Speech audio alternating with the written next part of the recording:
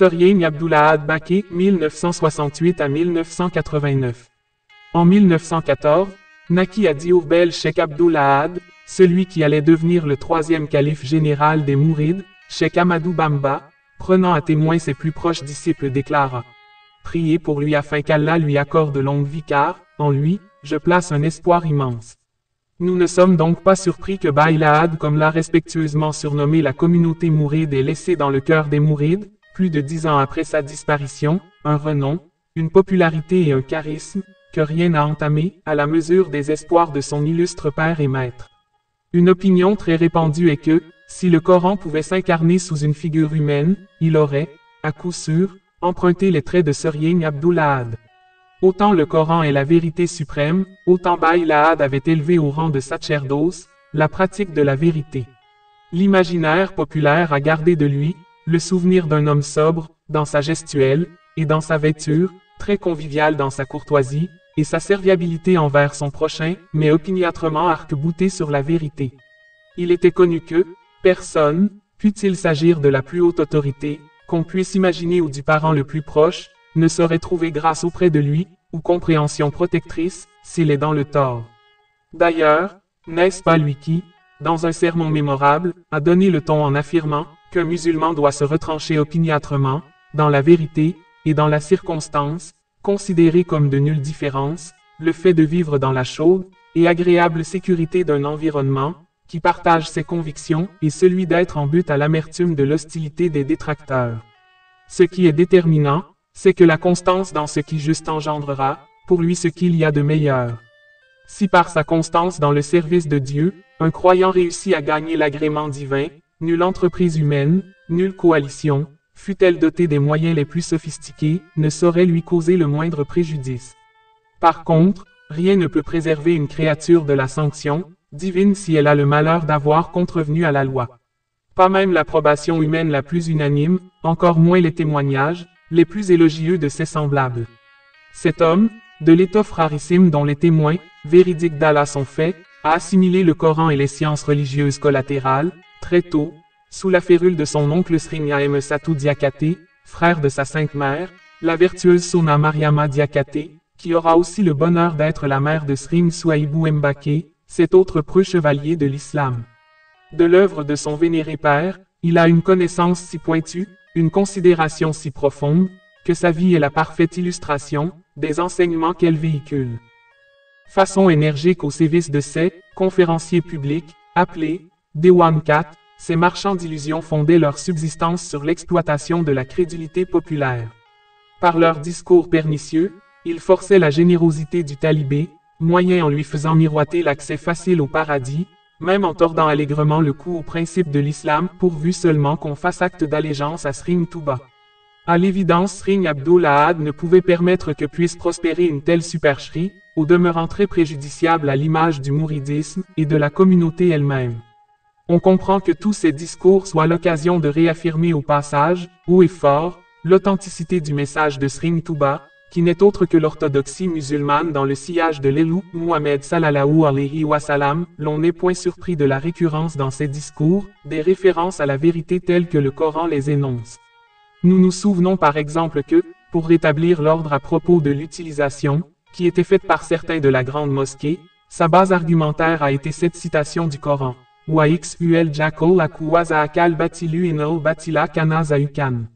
La vérité et le mensonge ne sauraient cohabiter. Par la parole persuasive et par l'exemple incitatif, Baye Lahad a explicité avec une rare réussite, la doctrine du travail rédempteur professée par son illustre père. Sans risque d'être démenti, nous pouvons affirmer que, c'est son discours et son exemple, qui ont insufflé aux disciples mourides, cet esprit combatif avec lequel ils vont à la conquête du monde. Exclusivement, nous appréhendons maintenant le fondement culturel, du comportement du mouride. Celui-là revendique son islamité à part entière, mais une islamité exempte de toute forme d'inféodation, à des schémas ou modèles pan-arabes. Il est un musulman orthodoxe qui donc fonde sa pratique, sur la sunna de l'Elou, sallallahu alayhi wa sallam, qu'au demeurant Cheikh Ahmadou Bamba a réhabilité, dans toute sa splendeur, dans toute son authenticité. Son habillement ne sera pas d'inspiration arabe, ou autre, mais sera africain, et surtout musulman. C'est-à-dire que cette vêture respectera à la lettre Les canons édictés par l'islam, ni étriqués, ni courtes, ni transparentes, ni taillées dans des tissus prohibés, comme par exemple la soie pour les hommes. Le vêtement remplira sa fonction, à savoir, couvrir le corps, en assurant la décence et être suffisamment fonctionnel, pour permettre de faire la prière de façon réglementaire, et le travail sans être gêné aux entournures. Et voilà ainsi décrit le fameux « Baï Lahad », que Baï Lahad a évidemment mis au point, et qui est devenu sans conteste, le costume par excellence du mouride, en tout cas, un de ses signes distinctifs à côté du « Maktoum ». Encore aujourd'hui, c'est avec une émotion indicible que nous évoquons la sympathique silhouette de Cheikh Abdul Lahad, invariablement habillé d'un superbe « Baï Lahad », taillé dans du tissu basin, la tête émitouflée dans un épais turban fait de la même étoffe et les yeux protégés par d'élégantes lunettes noires. Le portrait est complété par l'exemplaire du Saint-Coran qu'il tient toujours à sa main droite et par le chapelet enroulé au poignet de la même main. Cette vêture sobre, à la limite austère, est le meilleur signe de la répulsion du luxe et des mondanités d'un homme qui pourtant disposait des moyens les plus fantastiques pour mener une vie fastueuse. C'est un homme qui au cours de son magistère a eu à brasser des sommes colossales évaluées à des milliards de francs et qui avait le loisir de s'en servir à sa guise sans craindre aucune forme de contrôle, sans encourir une quelconque contestation. Pourtant, il n'a jamais confondu son avoir personnel et les contributions des talibés qu'il a entièrement et intégralement investis dans le travail de Serigne Touba. Guillemets double. Bien qu'il ait été ravi à notre affection depuis juin 1989, les sermons qu'il nous a laissés et qui sont encore d'une brûlante actualité et d'une acuité indéniable, continuent d'être une source d'inspiration privilégiée pour les mourides. Ces sermons ont la particularité d'être structurés comme de véritables dissertations. Ils en ont la structure dialectique, la rigueur scientifique du raisonnement, la clarté de l'exposé et le pouvoir de persuasion. Leur base argumentaire est invariablement le Coran, les hadiths, les qasaids. Comme Serigne Abdul Lahad maîtrise à merveille les subtilités de la langue wolof et que son génie est amplement nourri par la sève de la sagesse du terroir Kayor et Baol et le bon sens paysan, c'était un réel plaisir d'entendre parler ce monument de l'éloquence. Ce n'est donc pas surprenant que ces sermons aient été rassemblés, classés par centre d'intérêt, transcrits et traduits pour les besoins de leur édition sous forme de recueil, en vue de leur publication. On peut, à coup sûr, y trouver réponse à toute forme d'interrogation pour conduire sa vie de talibé. Parler à un mouride et il y a de fortes chances que, pour étayer son argumentaire, il cite des extraits de sermons de Serigne Abdul Lahad. L'on est frappé par la pertinence, l'à-propos, la portée et la force de persuasion. Les rues sont tracées de façon rectiligne, dans le cadre d'un lotissement scientifiquement mené. Certains de ces axes sont bitumés au grand bonheur des usagers. Le lotissement a permis la viabilisation de près de 120 000 parcelles à usage d'habitation et qui ont été attribuées, de façon absolument gratuite et sans discrimination, aux demandeurs qui se sont manifestés. La seule conditionnalité exigée est de mettre en valeur le terrain reçu et de s'y installer effectivement. Pour l'approvisionnement en eau, de nombreux forages sont réalisés et équipés, parallèlement à un important réseau d'adduction. Ainsi, la pression de la demande pendant les magales et autres célébrations est considérablement allégée. La grande mosquée est l'objet d'importants travaux d'extension. Pour 1,5 milliard, la capacité d'accueil de l'édifice passe pratiquement du simple au double grâce à l'aménagement d'espaces bien aérés, confortables et propices au recueillement. Parallèlement, la sonorisation est améliorée de façon à permettre aux fidèles de suivre de très loin la liturgie. Les aires d'ablution sont multipliées et rendues plus fonctionnelles. De nouveaux cimetières dotés de toutes les infrastructures nécessaires à leur fonctionnalité sont installés à l'est de la cité, sur les bords de la route de Dindi. Aïnou Ramati, le puits de miséricorde est modernisé. Une puissante pompe d'un débit de 30 mètres cubes par heure est installée pour alimenter un château d'eau d'une capacité de 50 000 mètres cubes.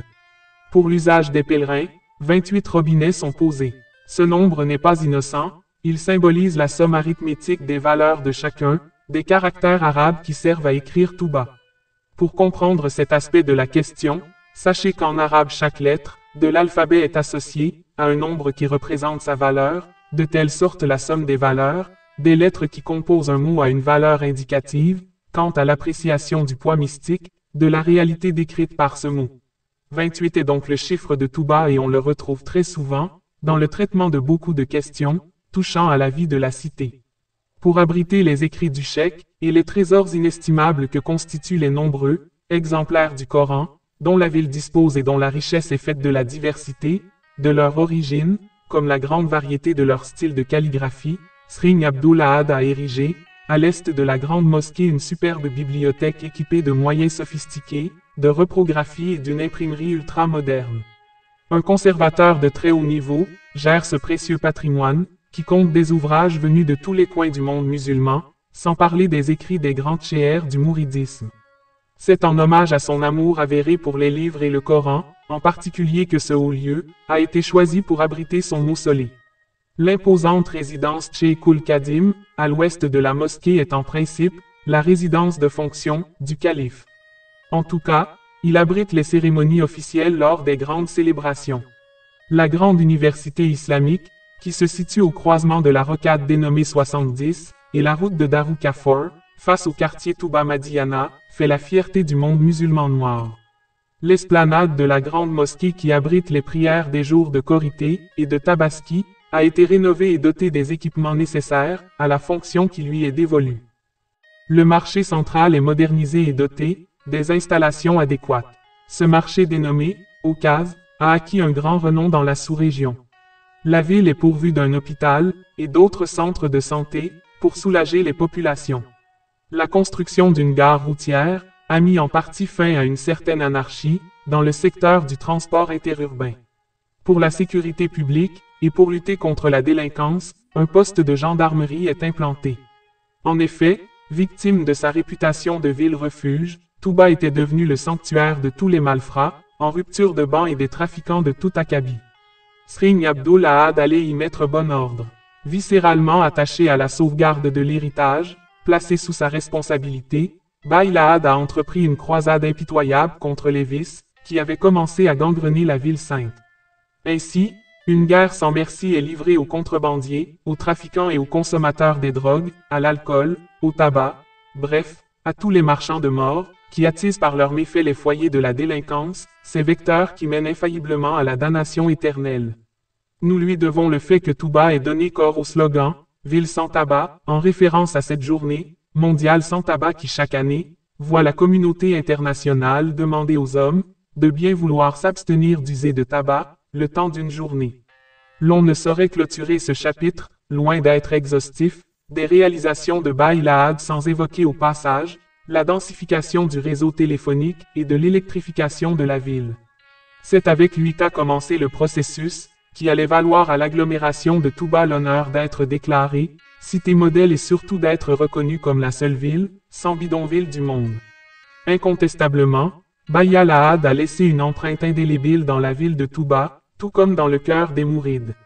Nous ne pouvons considérer comme un fait anodin l'avènement du VIe siècle de l'ère musulmane, pendant son magistère. Pour nous, c'est le signe prémonitoire de la marque profonde qu'il a imprimée sur la communauté en général et la ville de Touba en particulier. À sa disparition, le 19 juin 1989, il a laissé une cité en plein essor et une communauté résolument soudée, mobilisée autour du culte de l'unique. L'œuvre et l'enseignement de Srin Touba, désormais vulgarisés aux quatre coins du monde, illuminent le cheminement des fidèles, sur la route de la recherche de l'agrément du Seigneur, par l'intermédiation du service rendu au messager ultime, Muhammad sallallahu alayhi wa sallam. Le mensonge s'en est allé et la vérité s'est installée à demeure. Une conscience claire des tenants et des aboutissants de sa mission a toujours habité Cheikh Abdul Ahad. N'a-t-il pas dit dans un sermon mémorable, au plus profond de moi, je sais avec pertinence que sur ce fauteuil, que j'occupe, j'attends la mort qui de façon inéluctable surviendra un jour.